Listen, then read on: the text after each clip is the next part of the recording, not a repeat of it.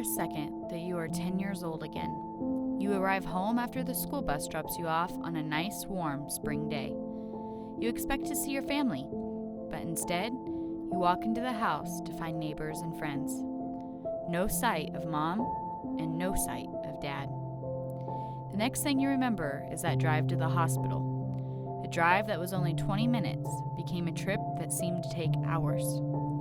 Thoughts of what happened swarm your head, and you begin to wonder what life would be like without your dad.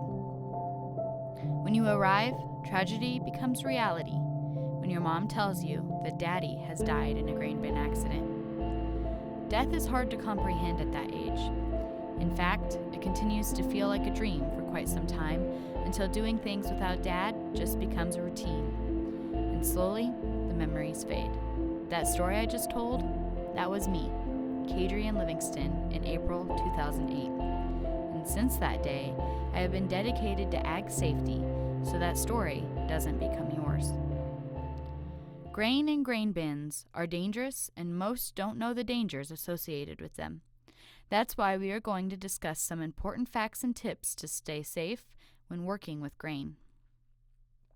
When an auger carrying grain from the bin into the truck starts while you are inside the bin, you only have 3 seconds to react. After 5 seconds in flowing grain, you will become completely trapped inside the bin.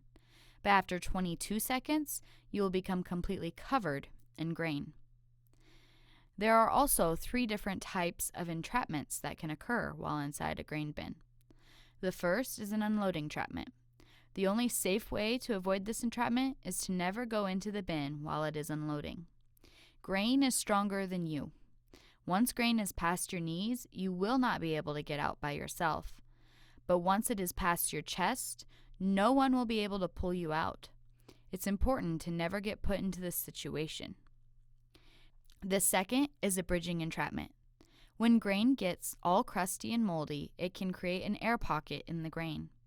When weight is distributed on the air pocket, it will cave, causing you to be covered in grain and be trapped.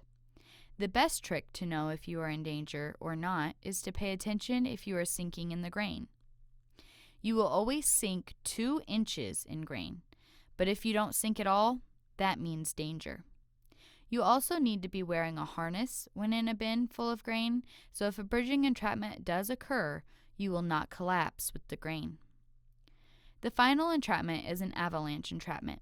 This happens when grain gets sticky and builds up on the wall of the bin. Sometimes people get into the bin to knock down the wall so it will keep flowing. However, this creates an avalanche in the bin and you will be completely covered in the grain. Never go into the grain bin that has grain stuck on the wall. Instead, poke the grain with a long stick from the top to continue the flow. Ways you can avoid these dangers. 0 entry. Never enter grain bins unless necessary. However, if you do have to enter the bin, here are some tips to keep you safe. Buddy system. Never be alone in a bin. Always have someone watching who can call for help. Hands-on training.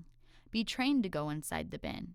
Your local rescue team can help you with this, or the Grain Handling Safety Coalition is a great resource to help train you at grainsafety.org. Lockout, tagout, or LOTO. All equipment needs locked out and have a danger tag on it so others don't start the equipment by accident.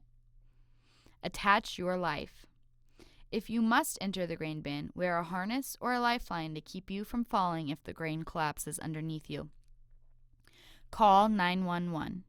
Never go into the grain to rescue someone. Instead, call the rescue unit immediately and wait for them to respond, or you could get trapped too. I can't guarantee something like this won't happen ever again, but I can help you be more safe and aware of the dangers that farming and ranching have. Saving lives today for a promised tomorrow.